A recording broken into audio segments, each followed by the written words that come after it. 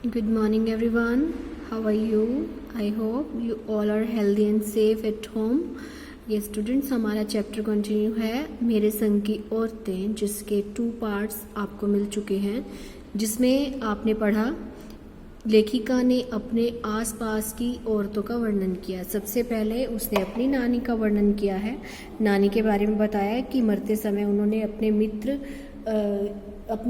पति के मित्र प्यारेलाल शर्मा से वचन लिया कि उनकी पुत्री का विवाह एक स्वतंत्रता सेनानी से कराएं। उसके बाद लेखिका ने अपनी माँ के बारे में बताया कि उनका विवाह हुआ तो वो भारतीय स्त्रियों जैसी नहीं थी, उन्हें साड़ी पहनने में प्रॉब्लम होती थी, दिक्कत आती थी, और वो भारतीय माँओं की तरह बच्चों का ज़्यादा लाड प्यार नहीं करती थी। वो बीमार रहती थी, लेकिन सारे परिवार वाले उसकी इज्जत करते थे। इसके बाद लेखिका अपनी एक परदादी का वर्णन करती है। परदादी बिल्कुल लीक से हटकर चलने वाली महिला थी और लोगों में ये फेमस था, ये बात प्रचलित थी कि उनका जो तार है, उनके मन का तार सीधा भगवान से जुड़ा हुआ है, कि वो जो भी कहती वो पूरा हो जाता। तो उन्होंने ईश्वर से मन्नत मांगी। जब लेखिका की माँ को पहली बार बेबी होने वाला था, बच्चा होने वाला था, तो उन्होंने ईश्वर से मन्नत मांगी, लेखिका की परदादी ने, कि उनकी पोतोहू का यानी पोते की बहू का पहला बच्चा जो है एक बेटी होनी चाहिए। अब ईश्वर ने उनकी बात सुनी और एक के बाद एक 5 लड़कियां उनकी हुई। एक और इंसिडेंट लेखिका ने बताया, लेखिका की परदादी का, कि एक बार उन्होंने एक चोर को भी एक खेती करने पर मजबूर कर दिया। चोर उनके घर चोरी करने आया था, लेकिन लेखिका की परदादी की संगति कुछ ऐसी हुई कि जो वो चोर था वो खेती करने लग गया। इसके बाद लेखिका अपनी बहनों का वर्णन करती है कि वो और उसकी 4 बहनें, उनका वर्णन करती है, उनके नाम बताती है, और उसका एक छोटा भाई है वो बताती है। लेखिका की 3 बहनें, लेखिका और उसकी 2 बहनें, और ये सब लेखिकाएं हैं। और इसके बाद 2 बहनें जो हैं उनको छोड़कर फिर जो छोटा भाई है वो फिर से लेखक बन गया, यानी 2 बहनें जो हैं वो लेखिकाएं नहीं हैं। अब हम आगे का पाठ पढ़ेंगे। लेखिका कहती है, हम 4 लिखते हैं और तमाम खानदान हमें पढ़ता है। मेरी ससुराल में मुझे कोई नहीं पढ़ता। इस तथ्य को हजम करने में मुझे काफ़ी वक्त लगा, फिर उसके फायदे भी नजर आने लगे। कम से कम घर के भीतर तो मुझे हिंदी आलोचना बुद्धि से 2-4 नहीं होने पड़ता, यानी जब कोई पढ़ता ही नहीं है तो उसकी आलोचना कौन करेगा। खैर, मैं अपनी नहीं उन अदेवियों की बात करना चाहती हूँ जो परदादी की मन्नत के नतीजन धरती पर आई, लेखक नहीं बनी। जो बनी उन्हें सांस लेने से ज्यादा कुछ जरूरत हो समझ में नहीं आता है। जैसा मेरे पिताजी ने एक बार मंजुल से कहा था, कोई दम नहीं घुटता, सांस लेने की जरूरत ही ज्यादा है। पर यहाँ तो हम शेर तो गैर लेखिका बहने सवा शेर, यानी हम शेर हैं तो जो गैर लेखिका है वो सवा शेर है। चौथे नंबर वाली रेणु का आलम यह था कि गर्मी की दोपहरी में स्कूल से वापसी पर जब गाड़ी उसे और उसकी छोटी बहन अचला को बस अड्डे से लेने आती तो रेणु उसमें बैठने से इनकार कर देती। बड़ी जिद्दी थी उसकी जो चौथी बहन थी रेणु। उसका कहना यूं था कि यूं थोड़ा सा रास्ता गाड़ी में बैठकर तैर करना सामंतशाही का प्रतीक है, जो शायद था, पर साथ ही पिताजी के अतिरिक्त लाड़ का भी था, और रसोइये का खाना खाकर ज्यादा फारिग करने की लाचारी का भी। फारिग करना यानी कार्य से छुटकारा दिला देना।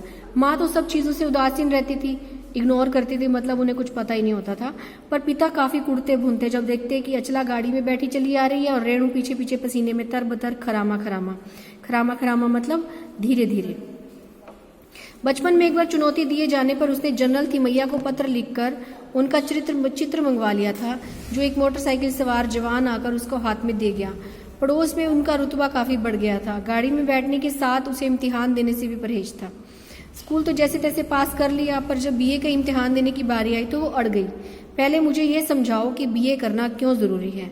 मैंने पहले बताया आपको, रेणु बहुत जिद्दी थी, तो जब उसको बीए करने की बारी आई तो उसको ये बताना पड़ रहा था कि बीए करना जरूरी क्यों है, क्योंकि उसको एग्जाम देना पसंद नहीं था। अगर मुझे यकीन आ गया हाँ कोई फायदा है तो वरना नहीं। हमने तरह तरह के तर्क दिए। माँ ने कहा पिताजी से पूछो। पिताजी ने कहा नौकरी कर पाओगी, शादी कर पाओगी, लोग इज्जत से देखेंगे, वगैरह वगैरह। कोई तर्क भी विश्वसनीय नहीं लगा, न रेणु को न खुद उन्हें। आखिर उन्होंने कुतर्क का सहारा लिया जो युगों से माँ बाप के काम आता रहा है। कहा बीए करो क्योंकि मैं कह रहा हूं करो। रेणु ने बीए कर तो लिया, पर सिर्फ पिताजी की खुशी के लिए, यानी पास होने लायक नंबर लाकर। सच में बोलने में वह माँ से भी 2 कदम आगे है। गनीमत यह है कि आधा समय उसके सच को सुनकर लोग सोचते हैं कि वो मजाक कर रही होगी, इसलिए बिना मेहनत वह लोगों को हंसाए रखती है। आज भी कोई उसे इत्र भेंट करता है तो वो कहती है नहीं चाहिए, मैं तो रोज नहाती हूँ। यानी कि वो बोलती है ऐसे व्यंग्यात्मक तरीके से कि लोगों को हंसी आ जाती है। अब तीसरे नंबर पर चित्रा है। वह कॉलेज पढ़ने तो जाती थी, पर खुद पढ़ने से ज्यादा दिलचस्पी औरों को पढ़ाने में रखती थी, इसलिए इम्तिहान में उसके अंक कम और उसके शागिर्दों के ज्यादा आते थे। शागिर्द मतलब स्टूडेंट्स, यानी जिनको वो पढ़ाया करती थी। पर अपने यहाँ सब चलता था। उसकी शादी का वक्त आया तो उससे एक नज़र में लड़का पसंद करके ऐलान कर दिया कि शादी करेगी तो उसी से। मुश्किल ये थी कि हमारे माँ बाप को ही नहीं, खुद लड़का भी उसके निर्णय से वाकिफ नहीं था। यानी माँ बाप को भी पता नहीं था और खुद लड़के को ही पता नहीं था कि ये मुझसे शादी करना चाहती है। पर उसका कहना यह था कि वो जो सोच लेती है वही करके रहती है। तो उसकी शादी उसी लड़के से हुई। कोई मुश्किल पेश नहीं आई, आती ही क्यों। उसने कहा मैंने पहली मुलाकात में उससे बता दिया था कि मैं जो सोच लेती हूँ वो होकर रहता है। तो उसने बात आगे खींची नहीं, पहली मुलाकात में ही हथियार डाल दिए। हम सब में सबसे छोटी बहन अचला काफी दिनों तक कुछ कम खिसकी मालूम पड़ती रही। पिता का कहना मानकर पहले अर्थशास्त्र किया, फिर पत्रकारिता में दाखिला लिया, ढंग से पढ़ाई की, पास हुई, फिर पिता की मदद से शादी भी कर ली। पर उसके आगे लीक पर नहीं चल पाई। घर बार में मन ज्यादा रुचा नहीं और मंजुल और मेरी तरह उम्र के 30 पार करते ही लिखने का रोग लगा लिया। एक बात हमने एक किस्सी रही, परिवार घर बार को परंपरागत तरीके से हमने भले ही ना चलाया हो, उसे तोड़ा भी नहीं। शादी एक बार की तो उसे कायम रखा, चाहे तलाक के कगार पर खड़ी रहे या कगार तोड़ डूबी नहीं। शायद इसलिए कि जैसा मैंने पहले उपन्यास में लिख डाला था, हम सभी विश्वास करती रही कि मर्द बदलने से प्रयोजन सिद्ध नहीं होता। घर के भीतर रहते हुए भी अपनी मर्जी से जी लो तो काफी है। इसका मतलब क्या है कि विवाह करके भी तो विवाह करना पड़ेगा। अगर विवाह तोड़ेंगे तो भी तो दूसरा विवाह करना पड़ेगा, तो मर्द बदलने से कोई फायदा नहीं है। शादी के बाद मैं बिहार के ऐसे छोटे से कस्बे, अब लेखिका ये अपने बारे में बता रही है, ये इंपॉर्टेंट है बेटा, ध्यान से पढ़ना। शादी के बाद मैं बिहार के छोटे से कस्बे डालमिया नगर में रही, जहां मर्द औरतें चाहे पति पत्नी क्यों ना हो, पिक्चर देखने भी जाते तो लोग अलग अलग दड़बों में बैठते। मैं दिल्ली से कॉलेज की नौकरी छोड़कर वहां पहुंची थी और नाटकों में भिनने की शौकीन भी रही थी। मैंने उनके चलन से हार नहीं मानी। साल भर के भीतर उन्होंने उन्हीं शादीशुदा औरतों को पराये मर्दों के साथ नाटक करने के लिए भी मना लिया। अगले 4 वर्षों तक हमने कई नाटक किए। अकाल राहत कोष के लिए उन्हीं के माध्यम से पैसा भी इकट्ठा किया। वहां से निकली तो कर्नाटक के और भी छोटे से कस्बे बागलकोट में पहुंच गई।